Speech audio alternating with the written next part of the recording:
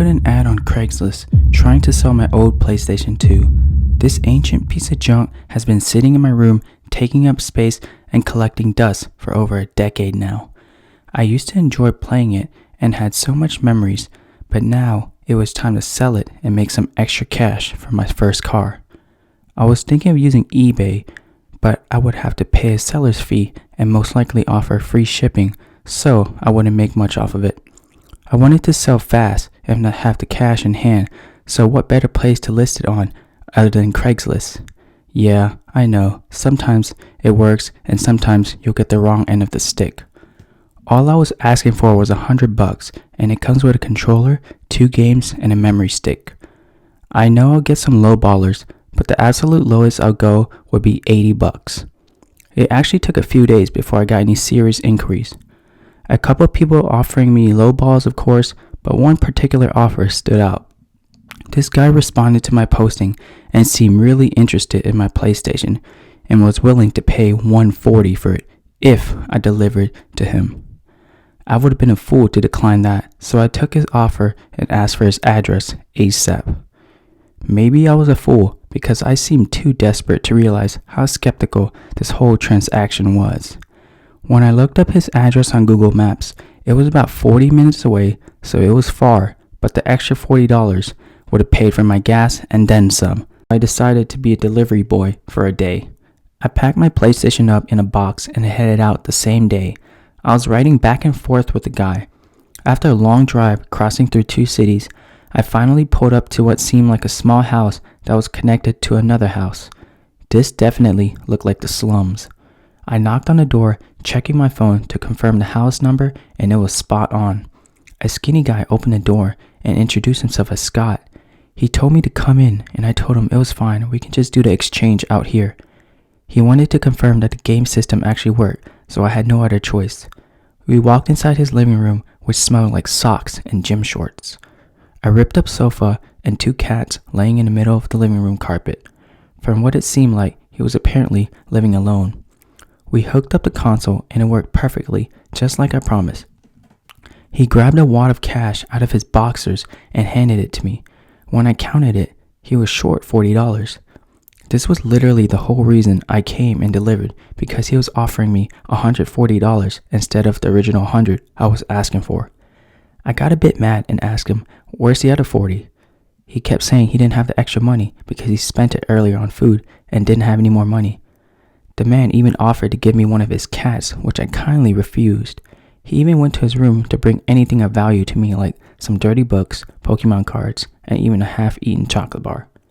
I had a feeling this guy was unstable or just going through a tough time. I just told him, forget about it and just keep your stuff. $100 is fine. He went back again and tried to hand me his cat. I really wasn't a cat person and just can't take in a random cat. He was really persistent, as if he wanted to get rid of it for some reason, so I finally said okay. It was a fully grown black cat, which seemed pretty tame. I honestly wanted to just leave at this point, so I took his cat and said my goodbyes. He waved me from the front door holding his other cat as I drove off. This was the strangest sale I've ever made. Upon coming home, this cat seemed a little strange. It would not keep its gaze off of me, and I could see nothing but its sharp yellow pupil staring the soul out of my body. What have I done? I just turned 18 and I'm trying to save up my money for a future gaming PC, but my dream setup will cost me around $2,000. I looked around job sites for anything around my area, and it was just nothing but fast food work and cart pushing. I wanted to avoid these as much as possible because I just hear how bad they are from my friends. I was scrolling through Craigslist looking for something that paid well without dealing with people. I eventually came across an ad that wanted to hire a personal assistant to run errands, and they were offering double what I would have gotten working in fast food. This honestly sounded like a sweet job because they were looking for someone who can drive around and run errands for them. Seems like an easy enough job for me without having to deal with customers. I called up the guy and we chatted for quite a bit about the job and what I'll be doing. All I apparently needed was a car and a valid driver's license. They were going to pay for my gas and mileage expense on top of my base pay just to deliver some products from one place to another. The guy told me I can start tomorrow, which I didn't have a problem with either. The quicker I start, the faster I get paid. The following day, I woke up super excited, even though I wouldn't start around 9 o'clock, which was unusually late, but I didn't really care too much.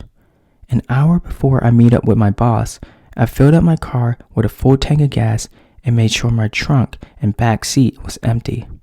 I drove an old Honda CR-V, but it was enough to carry whatever the guy needed. I finally met up with the guy in person, and we met up to what looks like an old factory or some sort of warehouse. I was greeted in the back, and he went all over the details. I would deliver X amount of boxes tonight until midnight, and he would pay me a decent amount of money in cash at the end of every Friday.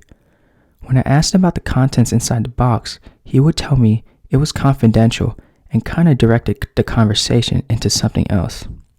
I really didn't care because I didn't want to upset him and needed this job. It was an actual laid-back job, to be honest. I would do this every night for the next few months and never had a problem. Just drive around for 3 hours every night and listen to music. I could have fit another daytime job too if I wanted, but he was paying me good enough that I can just live off this for now. However, one thing that I always kept thinking about was what was inside the warehouse and what did it look like? I was never allowed to go inside, but only got a little glimpse whenever they unloaded the boxes into my car. He never told me about that either and was pretty vague on it. Also, the place that I drop off these packages to was another warehouse as well. There weren't big warehouses, just small sized ones that almost have no people in the parking lot. This curiosity got to the best of me because one night, when I did my usual routine of delivery, I had to stop by for gas. When I was filling up my tank, I popped open my trunk and took a quick peek at some of the boxes.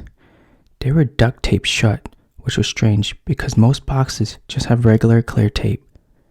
This was something I always wanted to do but probably should have done. My boss clearly instructed me to not open these boxes ever or else. Well, he wasn't around to see, so there was no way I would have gotten caught. I pulled out my pocket knife and cut the box open, revealing the contents. When I further investigated the box, I fell back and threw the box to the ground. Inside of it laid a decapitated head with fresh blood still dripping out of it. It was the head of a guy, probably late 20s and still young. The head was sealed inside a plastic bag and was starting to smell really bad. I couldn't let anyone see this, so I grabbed the head and put it back quickly, and luckily I had some duct tape inside my trunk and resealed the box. It looked like as if it was never opened. I finished filling up my tank and continued my delivery for that night. I did the drop off and never went back to that job. I blocked that guy's number and thank God he never had my address. I don't know what was behind the whole operation, but it seemed like something the cartel would do to people in the drug business. Also, who knows what was going on inside those shady warehouses? I had a strong feeling the other boxes contained the rest of the human remains. I don't even want to think about this experience ever again. I guess pushing carts at my local grocery store wasn't a bad idea after all.